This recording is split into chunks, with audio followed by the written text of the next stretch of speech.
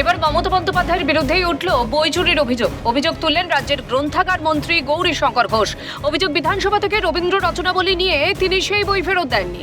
এই অভিযোগকে ঘিরে যথেষ্ট জল ঘোলা হয়েছে। এমনকি বিধানসভার লাইব্রেরির 19টি বই ফেরত দেননি মমতা, যা অপরাধে সামিল বলেই জানিয়েছেন গ্রন্থাগার মন্ত্রী। মন্ত্রী জানিয়েছেন, একজন সাধারণ মানুষ বই ফেরত না দিলে যে শাস্তির মুখে পড়বে, মমতা বন্দ্যোপাধ্যায়কেও সেই একই শাস্তির মুখোমুখি হতে হবে। নিয়ম হলো বই নিন, পড়ুন এবং ফেরত দিন। তিনি বই ফেরত দেবেন না কেন? মুখ্যমন্ত্রী হয়ে যদি বই নিয়ে গিয়ে ফেরত না দেন, একটা সাধারণ মানুষ বই নিয়ে গিয়ে ফেরত না দিলে যে ধরনের তার শাস্তি হওয়া উচিত। আর এখানেই মমতা বন্দ্যোপাধ্যায়ের মানসিকতা নিয়ে উঠতে শুরু করেছে একের পর এক প্রশ্ন। তৃণমূল জামানায় দুর্নীতি কার্যত প্রাতিষ্ঠানিক রূপ ধারণ করে। শিক্ষা থেকে স্বাস্থ্য, রেশন থেকে আবাস, প্রতি ক্ষেত্রে দুর্নীতির ভুরি ভুরি অভিযোগ সামনে এসেছে। দুর্নীতির দায়ে জেল খাটতে হয়েছে মমতা মন্ত্রিসভার একাধিক মন্ত্রী ও তৎকালীন প্রশাসনের একাধিক আধিকারিককে। কিন্তু সর্ষের মধ্যেই যে ভূত লুকিয়ে, তা হয়তো এতদিন অজানা ছিল রাজ্যবাসীর। জামানা বদলাতেই এবার মমতা বন্দ্যোপাধ্যায়ের প্রকৃত স্বরূপ সামনে আসছে। বই পড়া অত্যন্ত ভালো একটা কাজ, কিন্তু সেই বই রেখে দেওয়া তো চুরির শামিল। আর গ্রন্থাগার মন্ত্রীর এই অভিযোগকে কেন্দ্র করে সরগরম রাজ্য রাজনীতি। এই ইস্যুতে এক প্রকার ঢোক গিলেই মমতাপন্থী তৃণমূল বিধায়ক কুণাল ঘোষ বলেন, বিষয়টি খোঁজ নিয়ে দেখতে হবে। কে নিয়েছেন, কার নাম করে নিয়েছেন, কিভাবে জানা যাবে? এটা খোঁজ নিয়ে দেখতে হবে। এরকম খুব করে কোনো প্রশ্নের এইভাবে উত্তর দেওয়া যায় না। আর মমতা বন্দ্যোপাধ্যায় তিনি নিজেই তার বই পড়তে ভালোবাসেন, বই পড়াশুনো লেখালেখির মধ্যে থাকেন, ফলে এই ধরনের দুম করে একটা অভিযোগ করে দিল তার আদৌ কিছু না দেখে। বিষয়টা খোঁজ নিয়ে নেওয়া উচিত। মমতা সব বিষয়কেই অমান্য করেন। এই ঘটনা তারই প্রতিফলন, মন্তব্য বাম নেতা রবীন দেবের। অভ্যাসই হচ্ছে কোনো কিছুকে অমান্য করা, সবকিছুকে অমান্য করা, নিয়ম কানুন যা রীতি নীতি পদ্ধতি সেগুলিকে অগ্রাহ্য করা, অমান্য করা। এই ক্ষেত্রেও সেটি ঘটবে, এতে তো অস্বাভাবিকতা কিছু নেই। মমতা ব্যানার্জি আর এই ধরনের অগ্রাহ্যতা এবং অমান্যতা এগুলি হচ্ছে সমর্থক। তৃণমূল আর দুর্নীতির সমর্থক, মন্তব্য কংগ্রেস মুখপাত্র সুমন রায়চৌধুরীর। জ্ঞানহীন কাজ, কাণ্ডজ্ঞানহীন কথা বলা, তারপর জিনিস নিয়ে নেওয়া, অর্থ লুট করা, এগুলো আমাদের মজ্জায় মজ্জায় রয়েছে।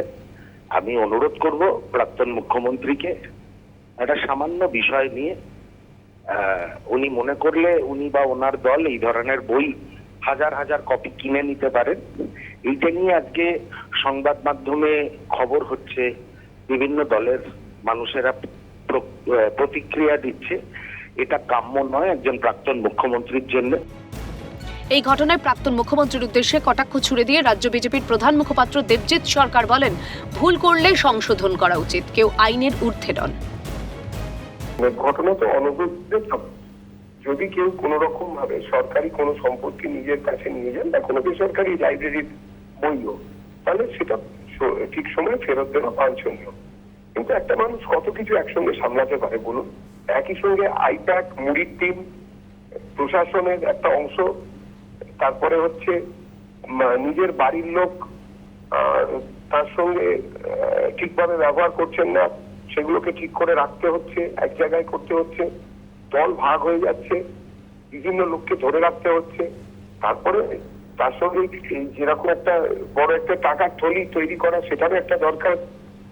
বিভিন্ন সময় বিভিন্ন রকম, তার উপরে একের পর এক কবিতা বই লেখা, নাকি এপাং ওপাং ঝপাং ইত্যাদি সবগুলো কিছু।